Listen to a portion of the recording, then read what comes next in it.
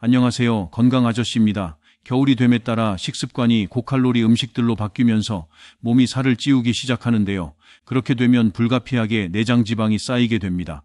그중 가는 간 무게의 5% 이상 지방이 쌓이면 지방간이라고 부릅니다. 그래서 오늘은 간에 쌓인 내장 지방인 지방간에 대해 알려드리겠습니다. 지방간이 발생하는 이유는 여러 가지가 있지만 대부분은 비만, 당뇨병, 고지혈증, 대사증후군 등과 같은 대사성 질환으로 인해 발생합니다. 이러한 질환은 간 내부에 지방이 과도하게 축적되는 것을 초래하며 이는 간 기능을 저하시키고 간 건강을 악화시키는 원인이 됩니다.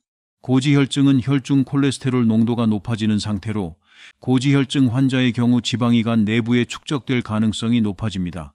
대사증후군은 비만, 당뇨병, 고지혈증 등이 동시에 존재하는 상태로 이러한 상태에서 지방이 간 내부에 쉽게 축적됩니다. 그 밖에도 알코올성 간 질환, 간염 등도 지방간을 초래할 수 있습니다. 알코올성 간 질환은 과도한 알코올 섭취로 인해 간에 손상이 발생하고 간 내부에 지방이 축적되는 것을 말합니다. 간염은 바이러스에 의해 간에 염증이 발생하는 질환으로 만약 지속적인 간염이 발생할 경우 간 기능이 저하되고 간 내부에 지방이 축적될 수 있습니다. 지방간은 알코올 섭취 기준 두 가지로 나뉘게 되는데 바로 알코올성 지방간과 비알코올성 지방간입니다. 일시적인 알코올성 지방간은 대개 문제가 되지 않습니다. 하지만 계속 음주를 하면 알코올성 간염, 간경변증으로 진행하게 됩니다. 이렇게 되면 술을 끊더라도 병의 진행을 막을 수 없는 경우가 생길 수 있습니다. 비알코올성 지방간은 비만이 원인이 되는 경우가 많은데 체중이 늘어 지방간 발생이 우려된다면 현재 체중의 10%를 3개월 내지 6개월 안에 서서히 줄입니다. 너무 갑작스러운 체중 감량은 오히려 지방간을 악화시킬 수 있습니다. 식사를 거르지 말고 세 끼를 챙겨 먹되 한 끼의 분량을 조금씩 줄입니다. 야식과 과식을 피하고 균형이 잡힌 식사를 합니다. 기름에 튀긴 음식보다는 삶은 음식을, 당분이 들어간 음료수보다는 물이나 녹차 종류를 마시는 것이 좋습니다.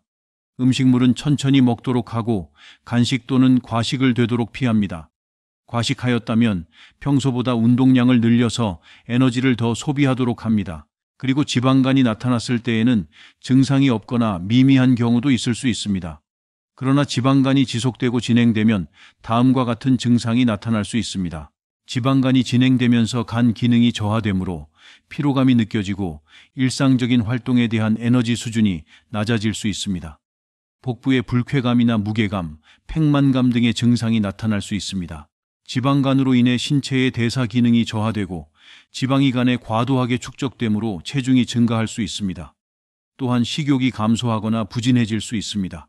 간은 소화를 돕는 중요한 역할을 수행하는데 지방간이 진행되면 소화 기능이 저하되어 소화불량, 위장불편, 가스 등 소화계 증상이 나타날 수 있습니다.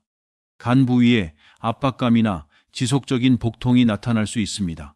지방간이 증상이 없다고 해서 몸에 끼치는 영향이 없지 않습니다. 지방간은 간 기능을 저하시킵니다.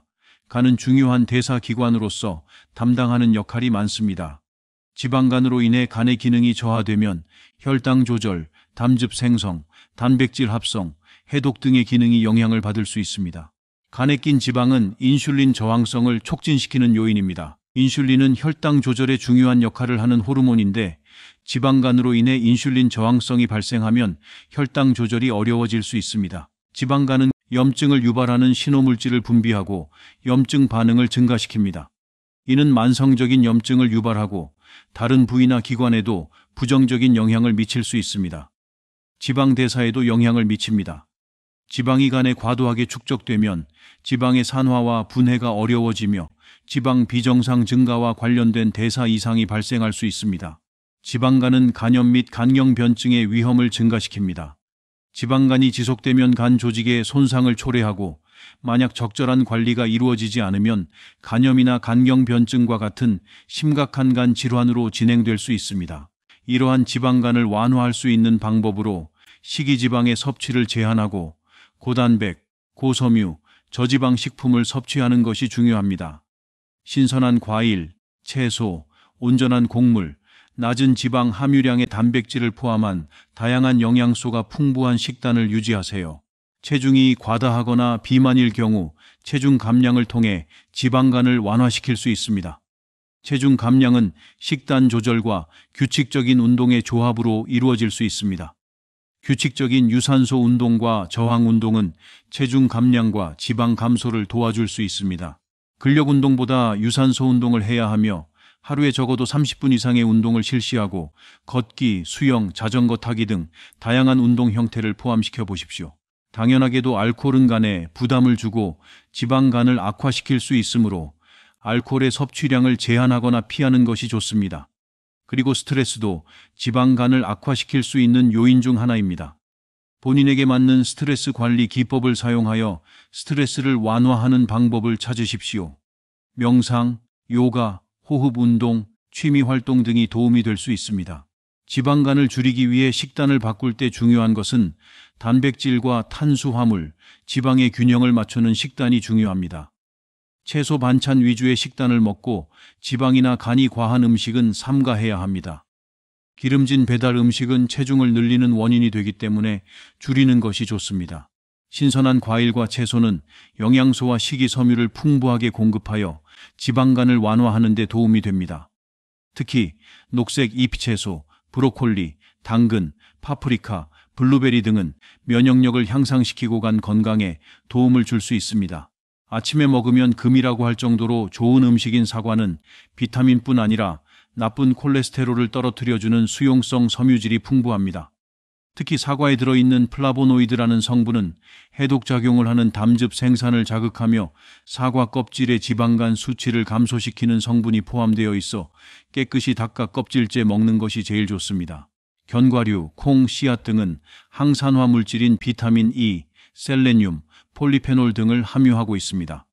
이러한 항산화 물질은 간세포를 보호하고 자유 라디칼에 의한 손상을 예방할 수 있습니다. 그리고 복합 탄수화물을 함유하고 있습니다. 이는 간의 혈당 변동을 완화시키고 당뇨병 관리에 도움을 줄 수 있습니다. 순무는 겨울철 식단에 넣으면 좋은 지방간에 좋은 음식입니다.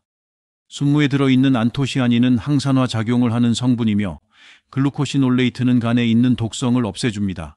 그리고 마늘에 들어있는 알리신 및 셀레늄 성분은 간을 깨끗하게 만들어줍니다. 특히 황 성분을 포함하고 있어서 몸의 독소를 제거하는 데 도움을 주며 강력한 항산화 작용으로 노화도 방지하고 항균 작용 및 살균 작용도 합니다. 녹채는 카테킨과 폴리페놀 같은 항산화 물질이 풍부하게 포함되어 있습니다. 또한 지방산 대사를 개선하는 데 도움이 될 수 있습니다. 지방 섭취를 조절하고 지방의 산화를 억제하여 지방간의 발생 가능성을 줄일 수 있습니다. 콜레스테롤 수치를 낮추는 데 도움이 되는 활성 성분이 포함되어 있습니다. 적절한 콜레스테롤 수치 유지는 지방간 예방에 도움이 될 수 있습니다. 지방간을 제거하기 위해 영양제에 의존하다 보면 놓치는 것이 식습관입니다. 좋은 걸 먹어 지방간이 제거된다는 것은 막연한 생각이며 오히려 간이 해독하는 과정에서 무리가 와 오히려 역효과를 낼 수 있습니다. 지방간을 효과적으로 제거하기 위해서는 좋은 음식의 섭취량을 늘리는 것보다 간에 좋지 않은 것들을 끊는 것이 더 효과적입니다.